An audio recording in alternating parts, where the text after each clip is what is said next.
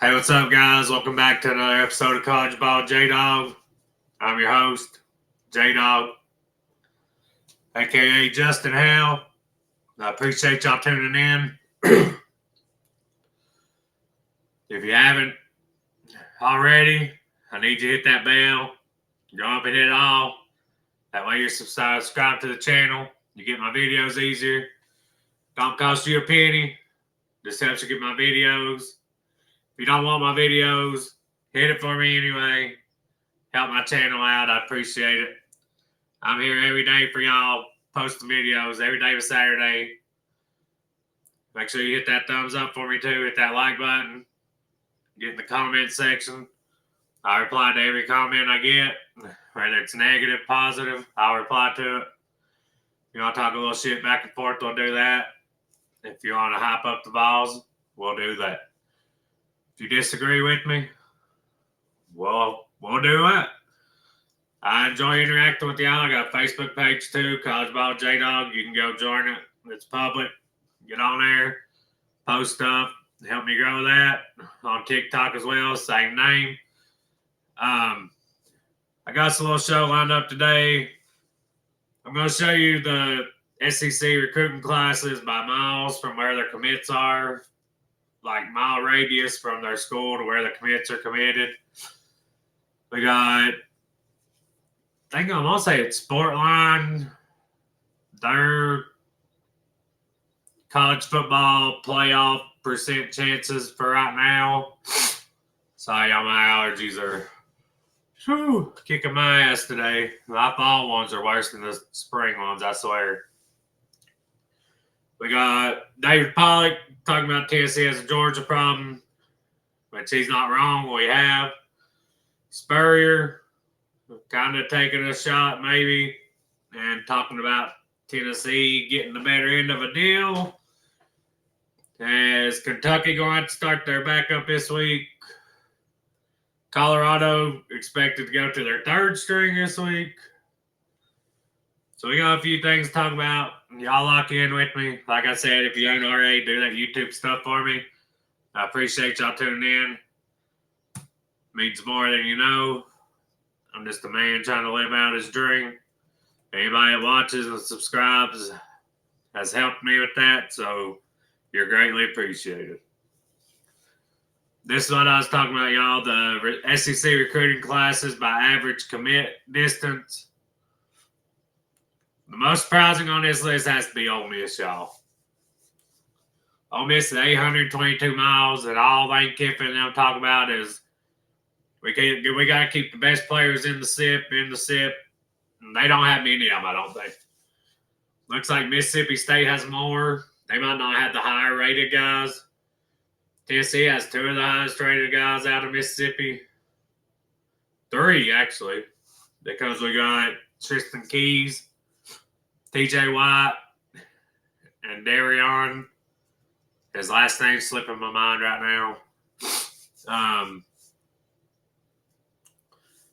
When I first looked at this list, Texas A&M and Texas stood out to me. And then I thought about how big of a state Texas is.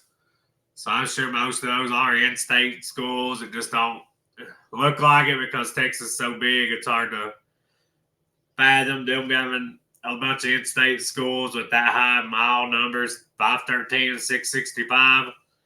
When you think about how big Texas is, I say a lot of that is in-state kids, which they don't recruit just dominantly in-state as much as they used to with NIL and all that, but they still do get the majority of their kids from in-state.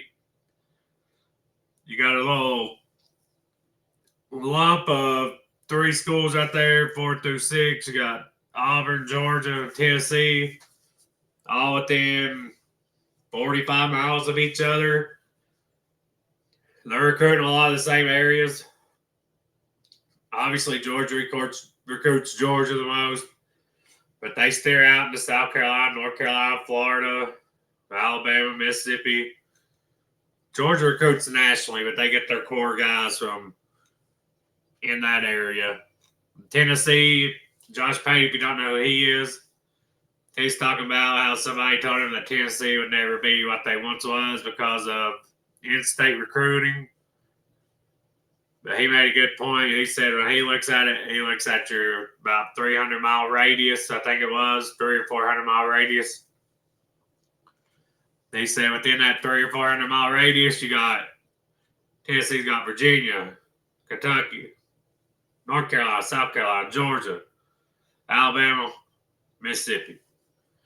All within that 300 miles right there. And right there, our average recruit distance, 355. And he said that way before this come out. I thought of that when I seen this. That was one of the first things I thought about. We pull in a guy from Florida every now and then and out west, here and there. The majority of our guys are from that area.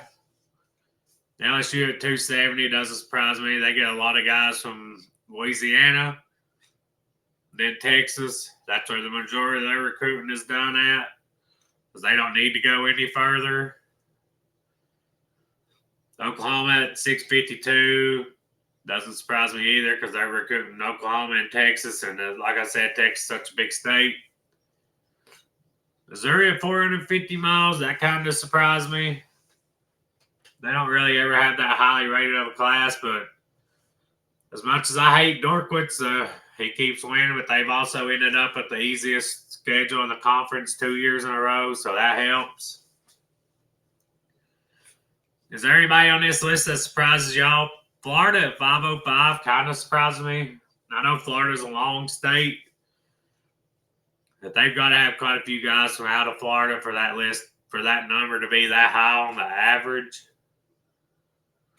South Carolina at 179, they must be recruiting straight South Carolina for the most part. Maybe a Georgia and North Carolina kid here and there.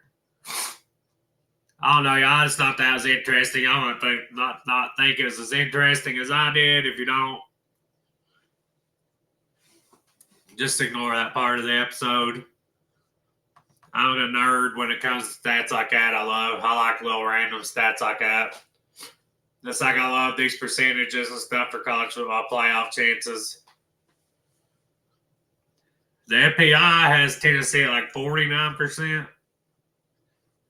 Sportsline has us at 30%. That's like a 20% difference there. So their little analytics they run or whatever to get their lines and stuff does not like us as much as the FPI does. The team with the best chance of making the playoff, Penn State. I agree with that because of how easy their schedule is. Ohio State, obviously they don't have Oregon this year. That's why your three top teams are all Big Ten teams, because they avoid each other this year, which is crazy. They want the SEC to go to 9 games, so we have to play a harder schedule. Then you got a clump full of SEC teams. You got Georgia, 64, basically 65. Ole Miss, 62. Ole Miss being higher than Texas is kind of wild right now, because Ole Miss is not impressed. They played Kentucky. They struggled. Their quarterback threw 2 picks, no touchdowns. Texas has a pretty workable schedule compared to Oklahoma for their first 2 seasons in the SEC. Oklahoma's not on this list, which is kind of mind-blowing as much as people is hyping up Oklahoma. I'm still not a big believer in them, but I'm just one man, y'all. Missouri at 42%. That's mind-blowing. They do have the easiest schedule in the conference, but I still just don't see it. They could prove me wrong. LSU at 42%. I figured that'd be a little higher. LSU has a difficult schedule, but when they beat Clemson, in my mind, they basically clinched their spot. But they do have Florida this weekend, and that game Saturday could have been just a blip in the radar. Florida could be good this year. I never thought they would be. You can go back and watch my videos. I said they was overrated all offseason, but Last year, their back was against the wall. Everybody was already trying to pick who their next coach was going to be. And Napier saved his job, so we'll see. Texas A&M, 36.1%. I gotta see it to believe. They really haven't blew out the two teams they played so far this year. I think it was UTSA and UTEP. And neither one was more than like a 20-some point win. A&M, they're 8-4 every year. I mean, that's almost every year you can count on Texas A&M being 8-4. Miami at 36%. I think Miami's got probably a higher percent chance than that just based off of their schedule. Clemson, 35. That could drop after Saturday. I think Georgia Tech's going to give them everything they can handle. Miami's got USF. If South Florida beats Miami this weekend, y'all, they'll have wins over Boise, Florida, and Miami. Might as well mark their place in the playoff. They win all three of them games, they're going to win the American. I mean, Alabama, even with the loss of Florida State at 34%, y'all, they still like Alabama. Alabama's got quite a few hard games on their schedule. We'll see. Iowa State, 34%. That's the first Big 12 team. If you could get good odds on that on Sportsline, if that is a betting site, somebody keeps posting these on Facebook and I see them. Like I said, I'm a dork for numbers. If you could get a good plus 600-700 on Iowa State to make the playoff, which I doubt you can, I'd take that in a heartbeat because they definitely look like the cream of the crop in the Big 12 right now. Louisville, 31%. That's surprising. There will not be three ACC teams make it, so I guess that's why they're so bunched up down there in the 30 percentiles. Notre Dame at 30%. I think Notre Dame, with their easy schedule, will probably get in, even if they lose Saturday, Texas A&M, because the only game I could see them losing besides that would be USC or Arkansas. Those are definitely both losable games if Notre Dame is as overrated as I think. I think I picked them go 9-3. Then Tennessee at 30%. If we're at 30% now, we got to be way lower than that before the season started because I know all the analytical things have moved us up some since the season started.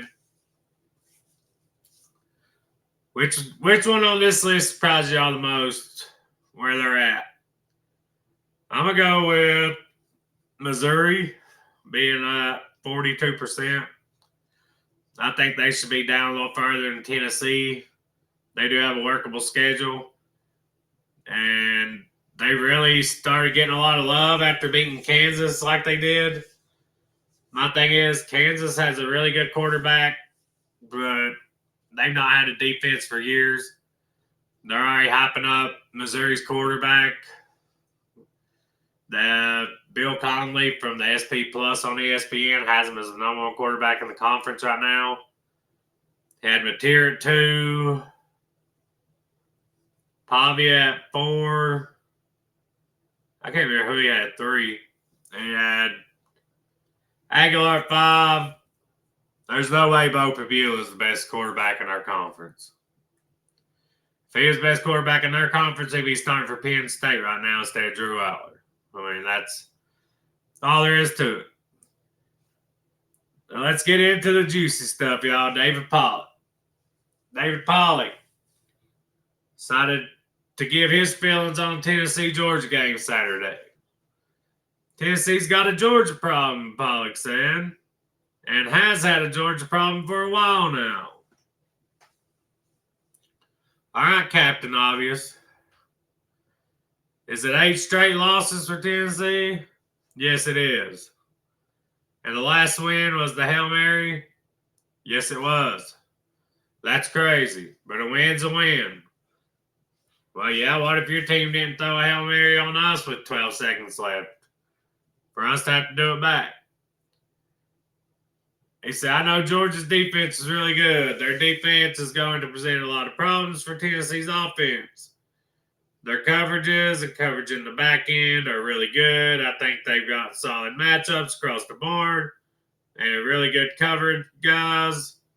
I think they've got some physicality up front that can handle a Tennessee run game. And they have some depth they can rotate in. Well, the problem with you being able to rotate in is if we get going and we keep tempo up and we don't substitute, neither are you. So having the depth to rotate guys in don't help you on the same drive. Because if we get it going, all we got to do is not substitute. If your guys are huffing and puffing, we're not going to substitute. If you want to fake an injury, you can lose the timeout or get a 5-yard penalty. One thing he is right about is we've had a Georgia problem. We've lost 8 straight, so I can't argue about that. We've had a Georgia problem.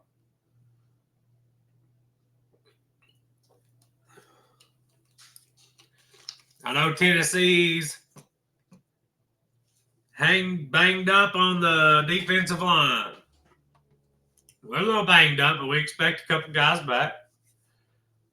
I know they're not as deep as they were a year ago, but they are physical. That's where you're wrong, Dave. We're still 12, 13 guys deep. How much deeper can you be on the defensive line?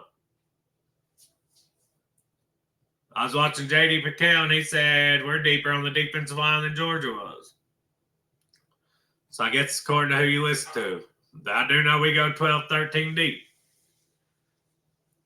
He said, but they are physical. They do a good job being physical up front. I know that Joey Aguilar has got some moxie and some stuff to him. I know enough watching him at quarterback position, know he's going to make plays. Did I say he's going to make plays just for his team? Probably not. He's probably going to make some mistakes. He's a really good athlete. Okay. Let's dive into that a little bit. If you watch them at Appalachian State, you can say that. If you've watched them this year, how do you get to say that? What mistake has he made this year? He's got 0 interceptions in 2 games. He's not had a fumble. He had a guy snap the ball bad over his head against ETSU, but that's not on him. So he's got 0 turnovers. So where do you get to say that he's going to make plays to help Georgia too? He could, but that's not something that should be in your analysis for the game. If you want to base it off of last year when he was at Appalachian State having to play hero ball because he was down every week, sure. But if you're basing it off this year, which is what you should do, that statement is asinine. He's a really good athlete. Yes, he is. He said the system needs to continue to tweak, and I think it has a little bit, but I know they can throw the ball. I don't look at last week much when you play really inferior competition, but when you do what you're supposed to do, I like that. I like when you club people. Tennessee's offense is still Josh Heupel's offense with the speed, tempo, and the ability to make big plays. That's all true. But he's basically saying our game against ETSU didn't matter last week. But he don't want to talk about Georgia's game against Austin Peay, where they scored 28 points. They won 28-6. Why didn't they win? Why didn't they score in the 70s? Yeah, they only gave up 6, and we gave up 17, but 7 of those was from a snap over the quarterback's head, and ETSU got the ball at the 3-yard line. It was either 3 or 4 yard line, so they had to go 4 yards for 1 touchdown. So we probably really gave up 10 on defense. Georgia gave up 6 to Austin Peay. That's pretty even to me. Yeah, we scored 46 more points. Which, Pollack's a bulldog. What do you expect him to say? Who do you expect him to hype up? He's supposed to be a unbiased media personality. The system needs to continue to tweak, and I think it has a bit. I just went over that. Speed, tempo, the ability to make big plays. Heupel has ran, just in the 2 weeks so far, he's ran a bunch of stuff you've not seen Tennessee run. At least in the last couple of years, and some stuff you ain't seen us run at all. You know why? Because that's what good coaches do. They they make adjustments. They keep tweaking their system. They keep figuring stuff out for when they go up against coaches they've struggled against, like he struggled against Smart. You know, last year we had their ass down 17-3 at halftime and lost 31-17. I think it was 17-10 at halftime, maybe. I think they might have scored for a half. Either way, we was up 17-3 at one point. We couldn't do shit in the second half. They did. Hats off to them. I like our chances in Knoxville. That's all I'm saying. We've lost one game in 3 years in Knoxville, and that was to Georgia when Joe Milton was there. So, can Georgia keep the streak alive, or do the Vols do what they've done under Heupel and keep breaking streaks? Up next, I want to talk about this little quote from Spurrier. I can't believe Spurrier had something nice to say about us. Usually, if Spurrier talks about Tennessee, it's usually bad for us. He said, I think it'll be a good game, talking about the Georgia-Tennessee game. I think Tennessee is much better off with this new quarterback than the one they had. It's funny how that happens sometimes. You think this guy's the best in the world, then all of a sudden, another guy jumps in there and plays bad. That's exactly what's happened so far. He still got to put up this weekend, y'all, against Georgia. Like I said, we need this one. I think he'll play well, but he still got to do it against big competition. But look at what the guy that left's doing compared to what he's doing. I can't believe Spurrier gave us a good little compliment there. Usually if Spurrier talks about Tennessee, it's a jab.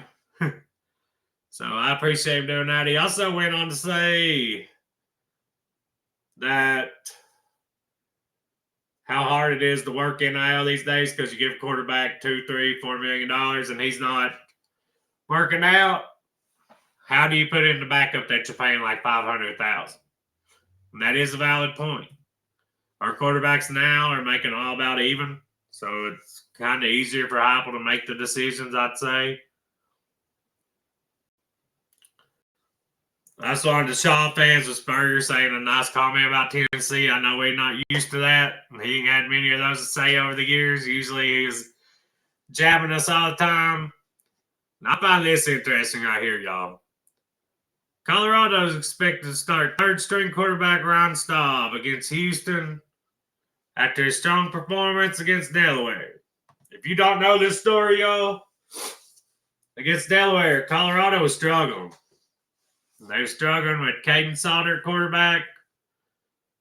Then they put Julian Lewis in, which is their big five-star stud freshman. Yes, he's only 17. They put him in, he struggled. So what does Dion do? He said, hell, can my third string give me a damn spark? Yeah, he could. The third string come in, scored 2 straight touchdowns, pushed their lead up a little bit. They ended up winning like 30-something to 7, something like that. They ended up covering the spread because of the backup, and now it looks like the backup's going to start. So they went and spent all that money on Caden Salter. And everybody hyped him up all offseason. They went and got Julian Lewis. You know, they paid for that too. Which is kind of what Spurrier was talking about, but Dion's not your normal coach. As much as I can't stand Dion, he don't care what you're making. If he thinks somebody's going to give him a better chance to win, he's going to throw him in there. Because he needs to win. He needs to show he can win without his kids, and Travis Hunter. So he's going to do whatever it takes to show that. They're underdogs this week against Houston, y'all. And Houston's not been very good lately. I like their coach, Willie Fritz. He come from Tulane. Tulane got John Summerall. Both of them won that because Houston got a good coach, and then Tulane got one of the best up-and-coming coaches from Troy. So it worked out for both of them. But so Ryan Staub is starting for Colorado this weekend, y'all. If he does good and keeps that job, I'm sure Caden Salter's going to be a little salty, y'all, because this is his last year of college football. He transferred to Colorado to have a chance to show the NFL what he can do against better competition and not just at Liberty. If you don't know, Salter started at Tennessee, but he got in trouble, got suspended. As soon as Heupel reinstated him, his ass got in trouble again, got kicked off the team. He's a highly rated 4-star quarterback, very talented, very athletic. Looks like he's in jeopardy of losing his job. Deion's tried everything he can to get Julian Lewis on the field. He's just not played good. He even took him to Big 12 Media Days, which is crazy that you take both your quarterbacks to Big 12 Media Days, and the one that didn't go is about to be your starter. That's absolutely crazy. Another thing is Kentucky's quarterback hurt. Nobody knows. Mark Stoops won't say. Nick Rouse, Kentucky radio, he absolutely hates Tennessee. He's got one rant on Tennessee. It's absolutely hilarious. You should look it up. Just look up Nick Rouse ranting about Tennessee and it'll pull up. Nobody's willing to say how severe Zach Calzada's injury is. Mike Stoops is willing to be as critical as I've ever heard him speak about quarterbacks play after a game. I'd be shocked if Cutter Bulley isn't starting quarterback next week. Cutter Bulley is a highly rated recruit, y'all. He's supposed to be a 26 recruit, I'm pretty sure. Either 26 or 25, and he reclassified. So he's either a freshman or a redshirt freshman. It's slipping my mind right now. But he's a highly rated guy. He's close to a 5-star recruit, y'all. So the kid's talented. If you're going to struggle this year, probably anyway, even if he wasn't hurt, even if your quarterback wasn't hurt, I'd throw him out there if I was Stoops. What do you have to lose? Let him get some experience. Take your lumps this year. If he shows promise, your fans might actually not ride your ass as much. They'll say, oh, well, we started the freshman quarterback. He took his lumps, but he looked promising. I'll give Stoops another year. Because if you have another 4-8 year, they're Kentucky, as bad as they've been in football forever, they're not going to keep putting up with that.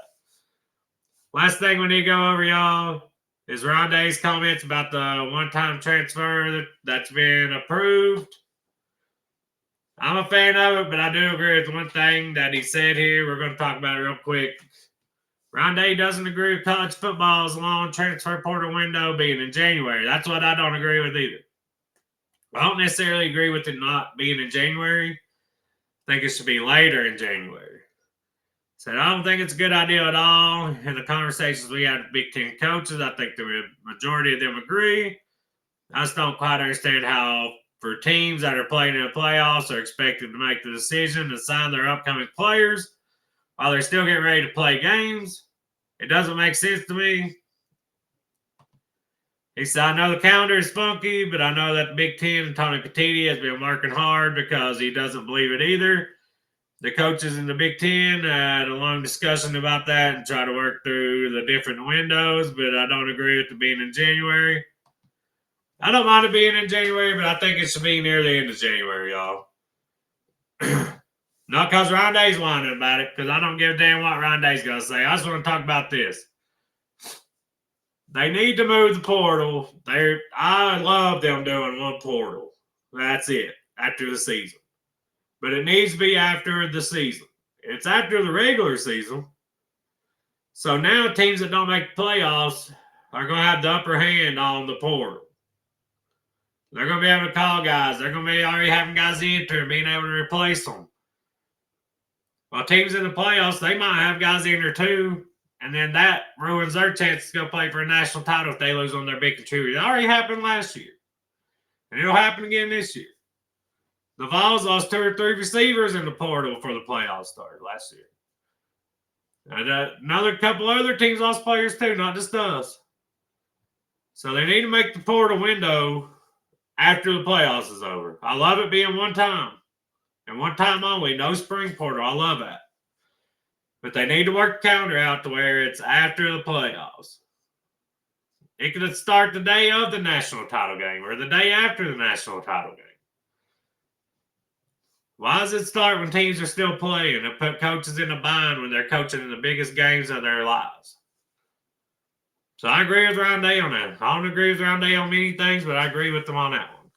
Y'all let me know what y'all think. Do y'all think it's fine that the portal starts when teams are still playing, or do you think the teams that are not in the playoffs deserve to get the first shot at the portal to try to have better years next year for parity? There's already plenty of parity, y'all. You see that every Saturday. I agree with Rondé on that one. I think you should have one portal and it should start after the season, and that's it. They've already did one thing good. They did the one portal. Now they need to step up and make it to where it's after the season. Pretty sure that's all we got to cover today, y'all. We'll be back tomorrow. Tomorrow's the All Vol episode. Every Wednesday I do the All Vol episode. I appreciate y'all tuning in to this one. Hope y'all enjoyed it. If you haven't already, you know what to do. Thumbs up. Ding. Hit all. Get in that comment section. I appreciate y'all. Thank y'all so much for watching. God bless you. Go Vols.